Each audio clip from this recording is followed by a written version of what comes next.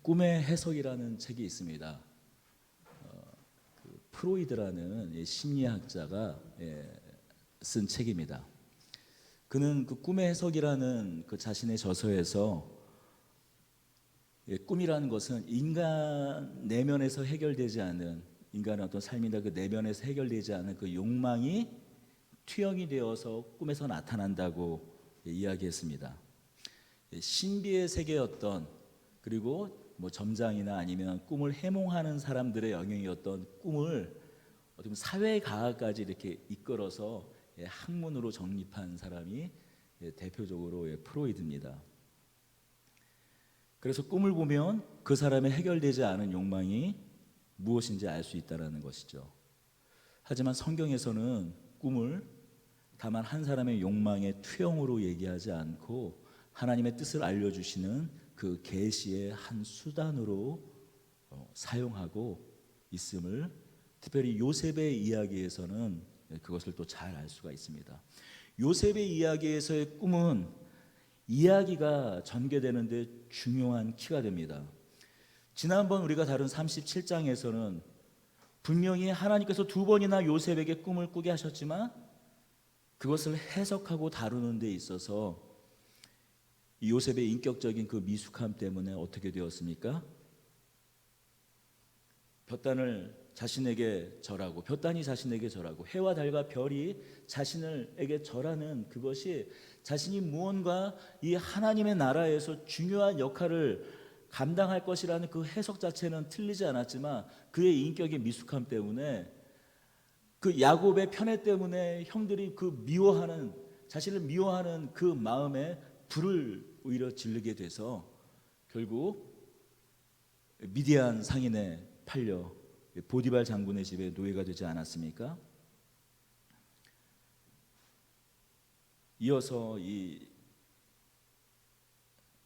37장에서 요셉이 자신의 그 꾼 꿈이 분명 해석은 잘했지만 하나님과 무관하게 자신의 꿈을 드러내어서 그 꿈이 고난과 환난의 빌미가 되었다면, 이어서 오늘 우리가 살펴보고 있는 이 40장에서는 요셉은 감옥에 투옥된 이 두 사람의 꿈을 겸손하게 해석하는 것을 통해서 오히려 하나님을 드러내고 나중에 총리까지 이르는 어떤 계기가 되었습니다. 이 꿈을 매개로 두 가지 상반된 결과가 나타납니다. 38장은 꿈 때문에 구덩이에 갇히고 팔려갔지만 이 40장은 꿈을 해석하고 오히려 감옥이라는 구덩에서 벗어나게 됩니다. 왕 앞에 서게 되는 사람이 됩니다. 이 중요한 차이는 무엇 때문이었을까요? 바로 요셉의 태도 때문이었어요. 5절과 6절, 7절을 우리 함께 읽어보겠습니다. 40장 5절, 6절, 7절입니다.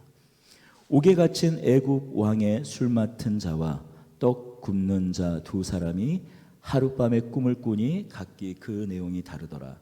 아침에 요셉이 들어가 보니 그들에게 근심의 빛이 있는지라. 요셉이 그 주인의 집에 자기와 함께 갇힌 바로의 신하들에게 묻되 어찌하여 오늘 당신들의 얼굴에 근심의 빛이 있나이까? 요셉이 누명을 쓰고 이 옥에, 이 감옥에 갇혔을 때 애굽왕 바로를 섬기는 술 맡은 관원장과 떡 굽는 사람이, 관원장이 갇혀 있었습니다. 그런데 그들이 근심이 있었다고, 근심의 빛이 있었다고 6절, 7절은 이야기합니다. 감옥에 있는 죄수들이 얼마나 이 얼굴빛이 좋았겠습니까? 자신이 죄가 있던 없던 다 억울하다고 생각하고 갇혀 있을 것입니다. 더구나 바로 죽지 않고 지금 이 보디발 장군의 감옥에 있다라는 것은 이 애굽왕 바로의 친위장인 보디발 감옥, 이 친위장의 감옥에 있다라는 것은 미결수 신분이었을 거예요. 재판을 해서 바로 형이 확정이 돼서 사형이면 사형, 그렇게 형이 확정이 된 것이 아니라 정치인의 신분으로, 미결수 신분으로 잠시 이곳에 있는 것일 겁니다. 그러니 억울함이 틀림없이 있었을 것입니다.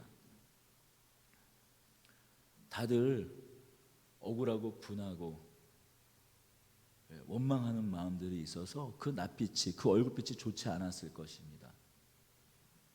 그럼에도 불구하고 그런 그들의 얼굴을 헤아려 미세한 얼굴 그 표정의 변화를 읽어내는 사람이 되었어요. 요셉은 원래 어떤 사람이었습니까?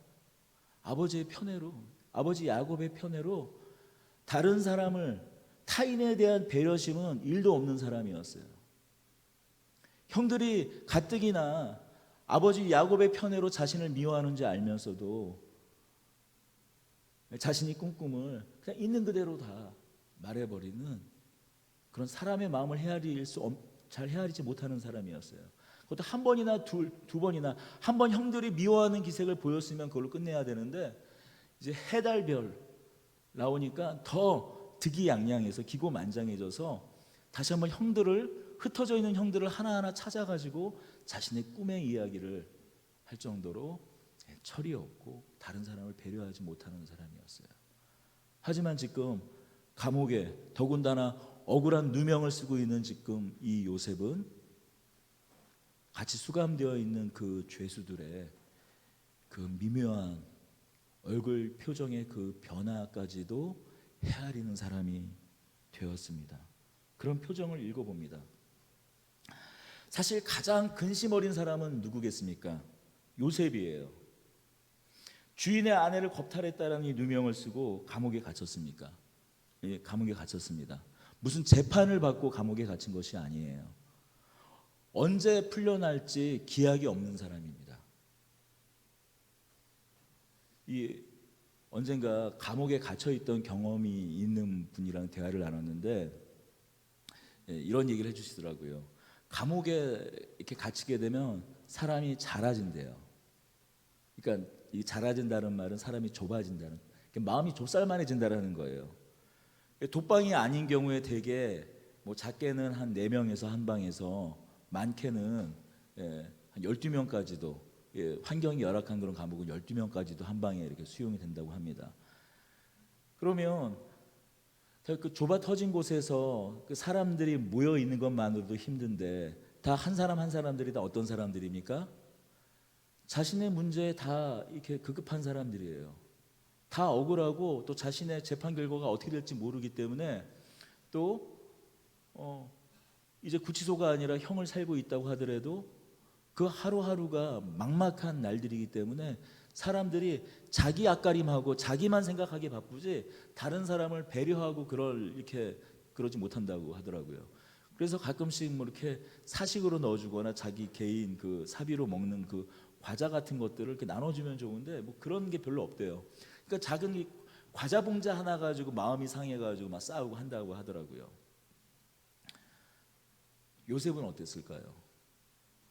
그 감옥에서 기약이 없는 겁니다. 언제 풀려날지 몰라요. 보디발 장군의 집에 그 가정 총무로 해서 그 집을 잘 관리를 해서 보디발 장군의 아내를 겁탈했다라는 그 혐의 때문에 어쩌면 죽을 수도 있었지만 어쩌면 그런 일 때문에 이 은혜를 베풀어서 감옥에 넣는지, 아니면 보디발 장군의 아내의 원래 행실이 안 좋았던 걸 보디발 장군이 알고 그냥 자신의 체면 정도만 살리려고 죽이지는 않고. 생각해 보세요. 종이 당시 3500년 전 그 즈음에 종이 주인집에 그 주인집 마님이죠. 마님을 이렇게 겁탈하려고 해서 이렇게 현장에서 들켰어요. 재판이 어디 있습니까? 그냥 그 자리에서 죽지요. 왜 보디발 장군이 이 요셉을 살려줬는지는 잘 알 수 없지만, 그러나 요셉이 공포심을 가지지 않았을까요? 보디발 장군의 마음이 언제 바뀌어서 자신을 죽일 수 있다라는 그런 공포심, 더군다나 언제 풀려날지 모른다라는 그런 막막함, 그런 일들을 겪게 되면 사람은 자기 자신의 문제, 자신의 그 내면에 계속 매달리게 됩니다.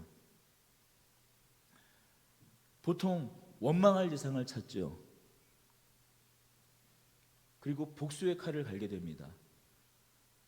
원망할 대상을 찾든지 아니면 내가 나가기만 하면 이거 복수하리라 이렇게 복수할 그 대상을 찾든지 그저도죠. 아니면 자폭합니다.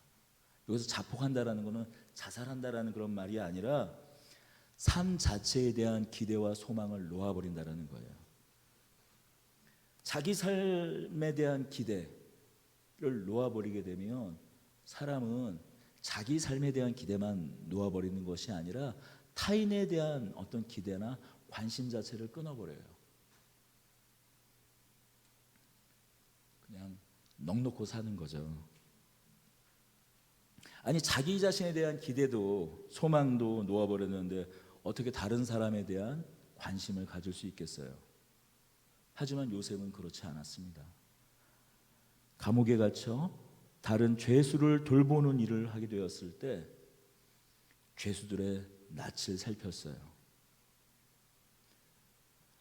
앞서 30장에 보면 30장 23절에 22절과 23절에 보면 간수장이 옥중 죄수를 다 요셉의 손에 맡김으로 그 재반 사물을 요셉이 처리하고 간수장은 그의 손에 맡긴 것을 무엇이든지 살펴보지 아니하였으니 감옥에서 여러 일들을 하게 된 것 같습니다. 배식 업무, 여러 가지 음식이 감옥에서 필요할 테니까 감옥에 필요한 여러 가지 물자를 관리하는 일 또는 여러 사무를 했던 것 같아요. 하지만 그런 일을 하는 데서 보통 대부분의 사람은 끝나지 자신도 이 감옥에 갇힌 처지에서 다른 사람의 마음까지도 배려할 수 있는 마음의 여유 그런 건 가지기 힘들죠. 더군다나 억울하게 누명을 쓰고 들어와서 기약 없이 하염없이 그 감옥에 머물고 있는 요셉이 다른 누군가의 마음을 헤아린다는 건 쉽지 않은 일입니다. 누구나 자기의 삶이 넉넉하고 풍요로울 때는 품이 넓어져요. 다른 사람을 잘 헤아립니다. 그렇지 않은 사람도 그런 성격 잘 베풀고 헤아리지 않는 사람일지라도 그래도 열에 한두 번쯤은 넉넉해진 마음이 나타나기도 해요. 하지만 이렇게 갇혀있는 또 억울하고 세상을 향한 원망이 가득한 마음이 생길 때는 그렇게 마음의 여유가 생길 수가 없는 것이죠. 더군다나 앞서 말씀드렸듯이 요셉은 그 어린 시절을 보면 사실 누군가 다른 사람을 헤아리던 사람이 아니었는데 말입니다. 요셉이 이렇게 변화된 이유는 무엇일까요? 39장 23절은 이렇게 이야기합니다. 이는 여호와께서 요셉과 함께 하심이라. 하나님께서 동행하셨기 때문입니다. 하나님께서 함께 하셨기 때문이에요. 여러분, 하나님께서 부르시면 그 시간 속에서 변화시키시는 줄을 믿습니다. 우리는 말합니다. 사람이 변하냐라고 말합니다. 예수 믿어도 소용없다 말합니다. 실제로 우리 주위를 보면 그런 것 같아요. 우리가 시험에 드는 이유가 여러 가지 있지만 그 중에 많은 경우가 이 다른 성도들의 어떤 그런 삶의 모습을 보고 결국 실망해서 그렇지 않습니까? 그러나 성경은 분명히 이야기하고 있습니다. 하나님께서 택하시고 부르신 사람들은 하나님께서 분명히 만들어 가신다라는 이 사실을 성경은 이야기합니다. 얼마든지 요셉은 자신의 삶에 불만을 가질 수 있었어요. 하지만 요셉은 비록 감옥이었지만 그를 돕는 하나님의 손길, 그와 함께하는 손길을 알 수 있었어요. 사실 비교할 수 없죠. 보디발 장군의 집에서 가정 총무, 이 다르게 말하면은 우리나라 순말로 하면 마름, 좀 더 고상하게 하면 집사. 그것과 감옥에서 사물을 보는 사람과 어떻게 비교할 수 있겠습니까?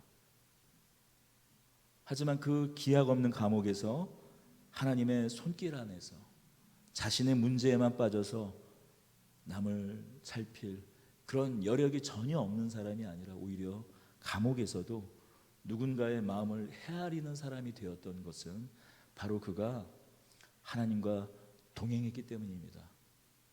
그가 원래부터 그런 성품의 소유자였기에 그런 마음을 가졌던 것이 아니라 하나님께서 비록 인격적으로 많은 연약한 부분, 부족한 부분을 가지고 있었지만 하나님께서 그의 고난을 사용하셔서 그에게 환난을 허락하셔서 그를 하나님의 사람으로 만져간 것입니다. 그러니 여러분, 우리 역시 어떤 상황 속에서도 하나님을 찾는 사람들이 되기를 축복합니다.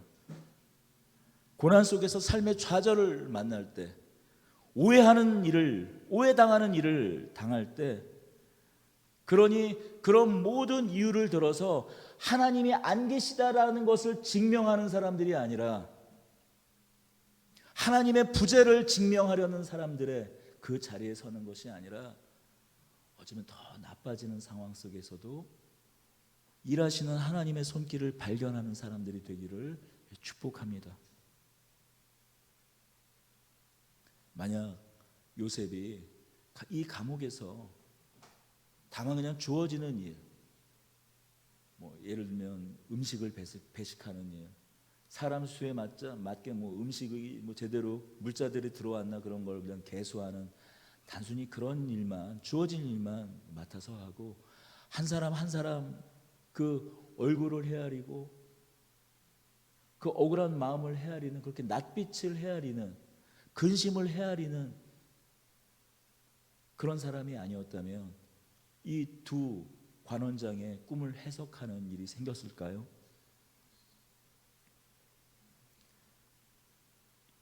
왕의 최측근이었던 술 맡은 관원장과 이 떡빚는 관원장의 꿈을 해석하는 기회는 갖지 못했을 것입니다. 느헤미야서에서도 보듯이 이 술을 맡는다, 떡을 만드는 자다 하면, 그러니까 잔치와 왕의 잔치와 왕의 음식을 주관하는 사람이에요. 최측근입니다. 우리 조선시대 사극을 보면 알 수 있듯이 미리 그 왕이 먹는 음식에 수저를 담가보거나 아니면 그 옆에 있는 그 나인들이 먼저 먹어보잖아요. 왜요? 언제나 독살의 위험이 있었기 때문에 그것을 만드는 사람들, 잔치를 준비하는 그런 사람들은 다 왕의 최측근이 감당을 했습니다. 아마도 이 두 사람이 갇혔다라는 것은, 최측근님에도 갇혔다라는 것은 아마 왕의 잔치 자리에 무슨 이 음식과 관련된 사고가 있었던 것 같아요. 오늘 우리가 읽은 이 창세기에서 그 내막을 다 이야기해 주진 않지만 충분히 우리는 그런 생각을 가질 수 있습니다. 그런데 이 두 사람이 그냥 개꿈이 아니라 뭔가 상서로운 조짐이 있는 꿈을 꾸었을 때, 만약에 이 요셉이 그 감옥에 있는 그 죄수들의 얼굴빛까지, 마음까지 헤아리는 그런 마음을 갖고 있었다면 꿈을 해석하지 못했을 거예요. 8절을 우리 읽어보겠습니다. 그들이 그에게 이르되 우리가 꿈을 꾸었으나 이를 해석할 자가 없도다. 요셉이 그들에게 이르되 해석은 하나님께 있지 아니하니까 청하건대 내게 이르소서. 오늘날의 이 꿈이라는 것이 심리학에서도 연구가 되고 다루어지는 이 학문 체계 안에 들어왔다고 하지만, 이 고대로부터 지금까지 꿈은 신비의 영역이었습니다. 점장이나 술사, 그런 꿈 해몽가들이 주로 하는 일들이었어요. 그때 요셉이 제가 꿈에 일가견이 있다고 그렇게 얘기하지 않았어요. 마치 뽐내듯이 뭔가 그들에게 잘 보여서 꿈을 해몽해 주면은 뭔가 얻을 무언가를 바라고 얘기해 준 것, 자기 꿈을 해몽한다고 얘기하지 않았어요. 오히려 그랬으면 이 두 사람이 마음을 닫았을 것입니다. 생각해 보십시오. 감옥에 있는 20대 후반의 이 젊은 청년에게 뭘 사실 이렇게 속 깊은 얘기를 하거나 기대할 수 있겠습니까? 그런데 요셉은 그들에게 말합니다. 꿈의 해석은 하나님께 있습니다. 무슨 이야기입니까? 사람의 삶과 죽음, 생사화복, 이 역사를 주관하시는 분이 하나님이라고 얘기하는 겁니다. 이상과 꿈은 사사로운 그런 술사들의 해석이 있지 아니하고 사람의 운명을 주관하는 분, 사람의 삶을 주관하는 분, 아니 계신 것 같고 안 보인 것 같지만 사람의 삶을 주관하는, 역사를 주관하시는 분은 하나님이시니 그 꿈의 해석은 하나님께 있습니다. 제가 한번 하나님께 그 꿈의 내용을 아뢰어보겠습니다라고 말하는 거예요.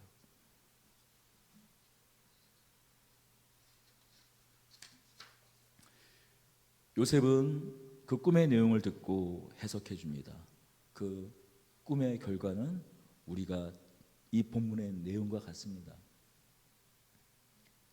요셉의 꿈 해몽대로 술 맡은 관원장은 결국 왕 앞에 다시 서서 이전의 직무를 다 회복하게 되었습니다. 13절부터 지금부터 사흘 안에 바로가 당신의 머리를 들고 전직을 회복시키리니 당신이 그 전에 술 맡은 자가 되었을 때 하던 것 같이 바로의 잔을 그의 손에 드리게 되리이다. 떡 맡은 관원장은 어떻게 되었습니까?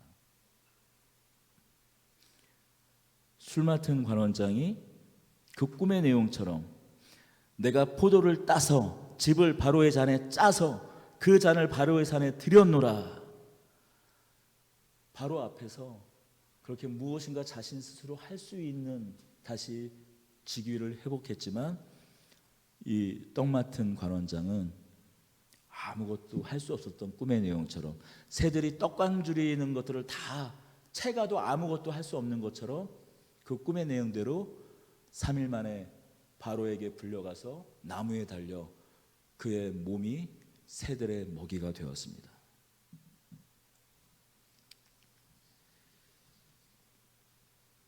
여러분, 가장 기뻤던 사람은 누구였을까요? 술 맡은 관원장보다 더 기뻤던 사람은 아마 요셉이었을 겁니다. 하지만 어떻게 됩니까?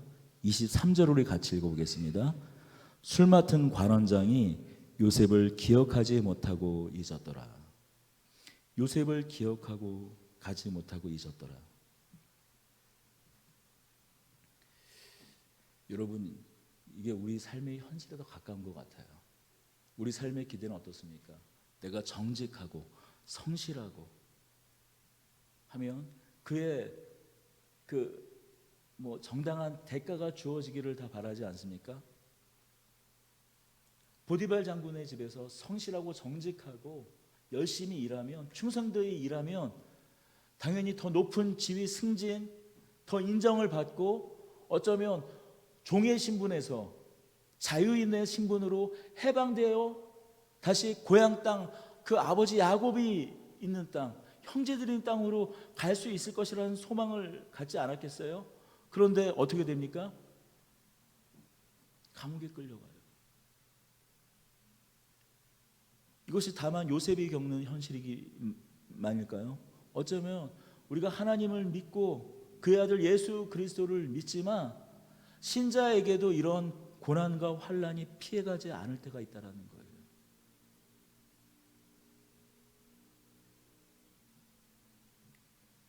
(41장 1절이에요) 만 2년 후에 바로가 꿈을 꾼즉 자기가 나일 강가에 섰는데, 술 맡은 관원장이 까마득하게 잊고 있는 시간이 몇 년이었다고요? 바로 왕이, 자신이 섬기는 바로 왕이 꿈을 꿨는데 그 꿈을 해석하지 못하자 그제서야 요셉을 기억합니다. 그때까지 2년이었다고 성경은 이야기해주고 있어요. 말이 2년이지 지금 몇 번 당한 거예요? 보디발의 집에서 한 번, 뭐 그 앞에 형 아버지 집에서부터 따지면은 지금 그의 인생이 올라가는 듯하거나 결국에 한 번 내려가고 다시 한 번 치고 지하 3층을 파고 있는 거예요. 지금 2년 그 시간. 지금 여기 우리는 성경에서 이 41장에서 한 2년이니까 까짓 거 365일 2번 돌아가면 2년이네 라고 생각할 수 있지만 바로 이 술 맡은 관원장의 이 꿈을 해석해 준 때부터 2년이니까 그 앞에 1년을 더 이 감옥에 있었는지 그 앞서 2년이었는지 정확하게 알 수는 없습니다. 최소 3년 이상. 그리고 뭔가 이제 기대와 소망을 가진 그때로부터는 지금 2년이 지난 거예요.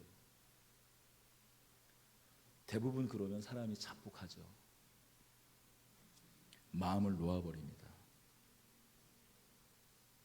하나님께서 술 맡은 자를 사용하셔서 자신을 구원할 줄 알았지만 지금 여전히 저 이제 좀만 지나면 이제 터널의 끝이 나와서 밝은 빛을 볼 줄 알았는데 여전히 이 빛을 본 것 같아 했는데 여전히 구린 겁니다. 40장 14절이에요. 당신이 잘 되시거든 나를 생각하고 내게 은혜를 베풀어서 내 사정을 바로에게 아뢰어 이 집에서 나를 건져내 주소서. 나를 생각하고 나를 기억하여 은혜를 베풀어 나를 건져내소서. 이것은 구약에서 자주 사용되는 하나님의 구원 행동과 관련된 표현입니다. 우리 잠깐 이 창세기 40장을 클립해 놓고 출애굽기를 좀 잠깐 한번 가보겠습니다. 출애굽기 3장 23절이에요.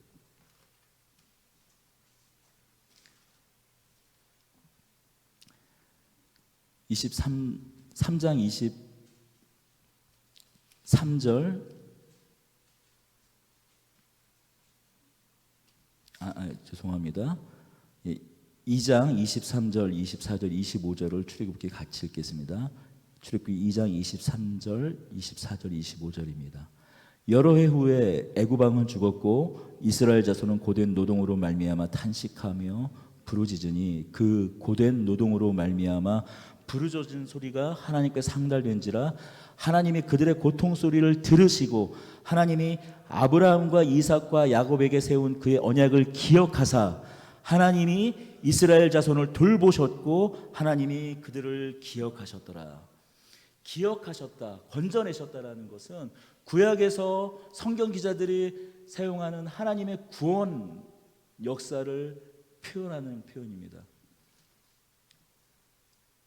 지금 요셉은 간절하게 자신의 구원을 기다리고 있었어요. 그런데 어떻게 해요? 기억하지 못했더라. 누가요? 요셉이 꿈을 해몽한 그 관원장은 기억하지 못했습니다.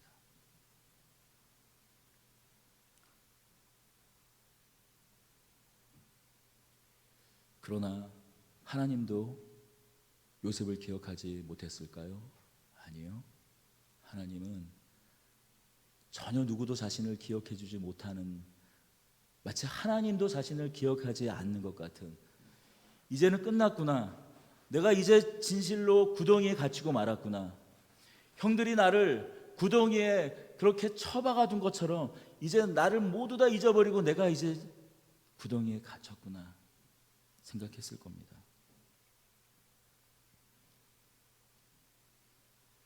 역시 나는 안 되는구나, 그렇게 생각할 수 있는 인연이었을 거예요. 그런데 모르겠어요. 언젠가도 우리 이 요셉의 이야기를 나누면서 시편 105편을 인용을 해드렸는데 시편 105편 16절에서 22절까지를 제가 읽어드리겠습니다. 그가 또 기근을 불러 그 땅에 임하게 하여 그 의뢰하는 양식을 다 끊으셨도다.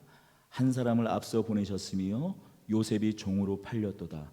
그 발이 착고에 상하여 그 몸이 쇠사슬에 매었으니 곧 여호와의 말씀이 응할 때까지라. 그 말씀이 저를 단련하였도다.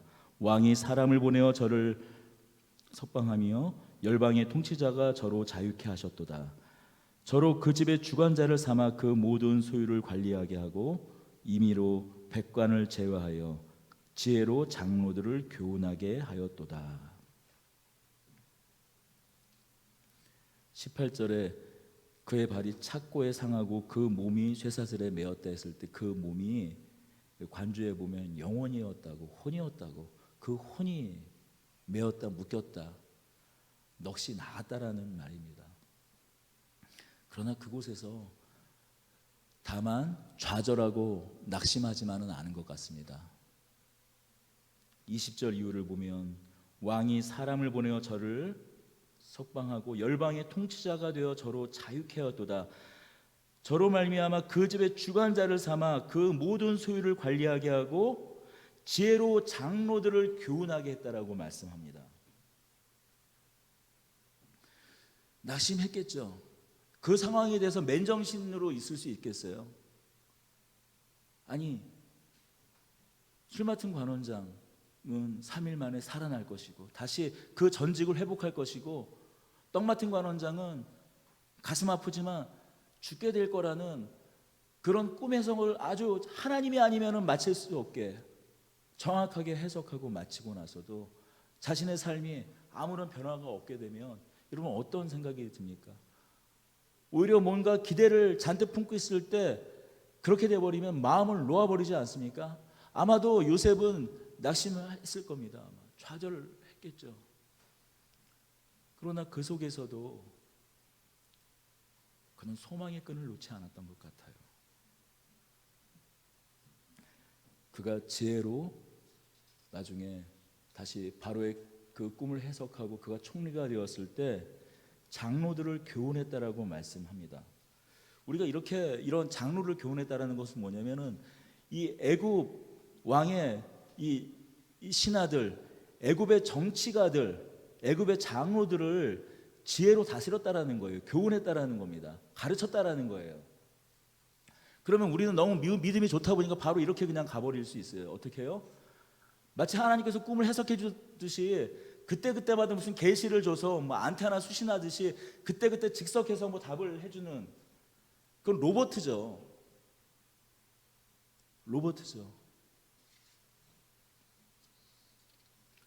그 2년에 물론 우리는 이 41장 1절을 통해서 그 시간이 2년이라는 걸 알게 되었지만 다시 한번 또 그냥 소망이 없어져 버린 그 시간들을 요셉은 어떻게 버텼다는 겁니까?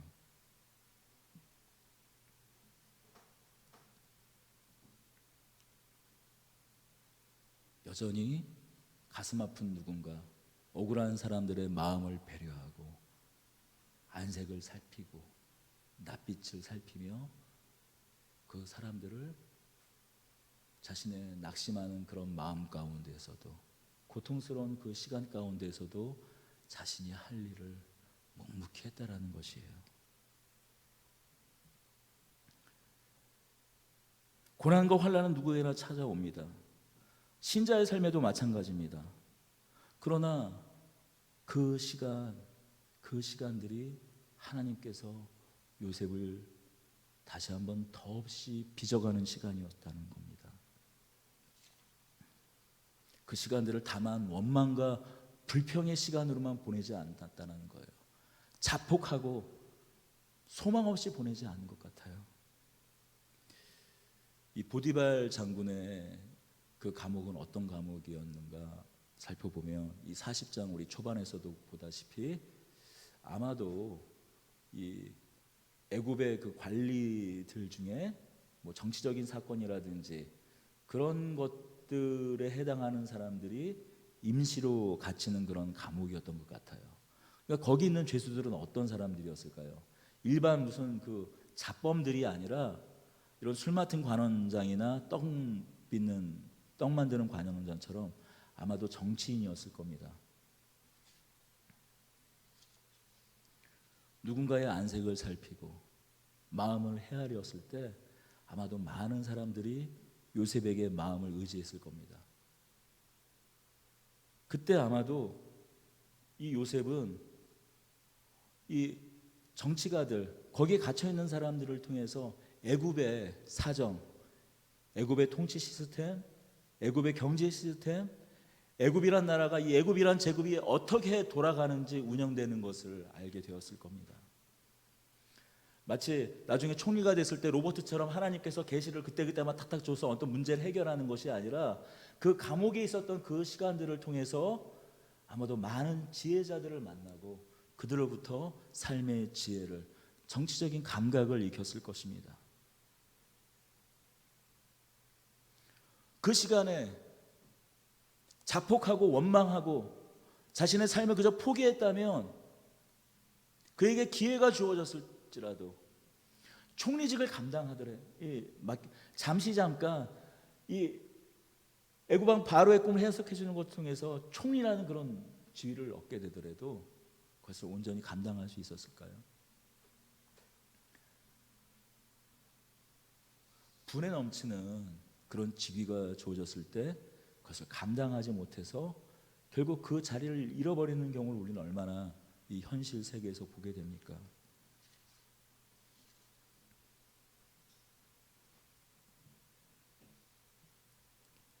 성경에서 하나님께서 사용하셨던 사람들의 그 놀라운 공통점 하나를 본다면 고난 속에서 성숙해졌던 것을 보게 됩니다.